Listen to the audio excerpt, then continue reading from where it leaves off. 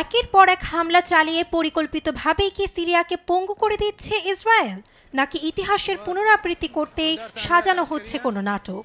এ প্রশ্ন ঘুরপাক খাচ্ছে বিশ্বমহলে।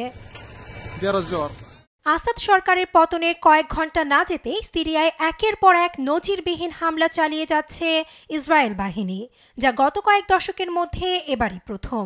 সোমবার রাতে সিরিয়ার আল বাইদা ও লাতাকিয়া নৌবন্দরেও হামলা চালায় তারা। এতে ধ্বংস হয় বেশ কয়েকটি যুদ্ধজাহাজ, এমনকি গোলান মালভূমির বাফার জোন দখলে নিয়েছে আইডিএফ। সোমবার ইসরায়েলের প্রধানমন্ত্রী নেতানিয়াহু গোলান মালভূমির বাফার জোন আজীবন ইসরায়েলের নিয়ন্ত্রণে থাকবে বলে ঘোষণা দেন। সিরিয়ার নিরাপত্তা বাহিনীর দাবি, 1974 সালে ইসরায়েল সিরিয়া সমঝোতা চুক্তি লঙ্ঘন করে গোলান মালভূমি থেকে রাজধানীর নিকটবর্তী কাতানার দিকে অগ্রসর হচ্ছে ইসরায়েলি সৈন্যরা। যদিও এ দাবিকে অস্বীকার করে আইডিএফ, তবে হঠাৎ আইডিএফ এর এমন তৎপরতাকে সন্দেহের চোখে দেখছে বেশিরভাগ বিশ্লেষক। এতদিন সিরিয়ায় ইসরায়েলি হামলার পেছনে ইরানের সামরিক স্থাপনা ধ্বংস করাকে দায়ী করা হতো।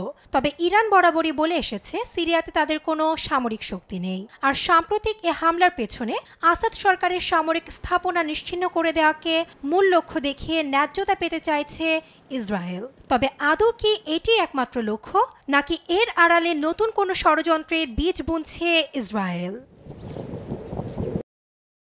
সিরিয়া থেকে ইসরায়েল আসলে কি পেতে চাইছে, এ প্রশ্নের উত্তর পেতে অপেক্ষা করতে হবে আরও কিছুদিন। নেতানিয়াহুর বিরোধী দল ন্যাশনাল ইউনিটি পার্টির নেতা বেনি গ্যান্টস জানান, এটি ইসরায়েলের জন্য বড় এক সুযোগ। দ্রুজ, কুর্দস ও অন্যান্য বিরোধী দলগুলোর সঙ্গে সুসম্পর্ক রাখতে নীতি নির্ধারকদের পরামর্শ দিয়েছেন তিনি। ইসরায়েলের আরেক সাবেক কর্মকর্তা ও গবেষকের আশঙ্কা, সিরিয়া বিভিন্ন প্রদেশে ভাগ হয়ে যেতে পারে, কারণ আসাদ সরকারকে উচ্ছেদের পর বিরোধী দলগুলোর সামনে আর কোনো ঐক্যবদ্ধ লক্ষ্য নেই। তবে 53 বছরের পরিবারতান্ত্রিক শাসনের অবসান সিরীয়দের ভাগ্যের কি পরিবর্তন আনবে তা সময়ই বলে দিবে। নাসরিন আক্তার, নিউজ ডেস্ক, দেশ টিভি।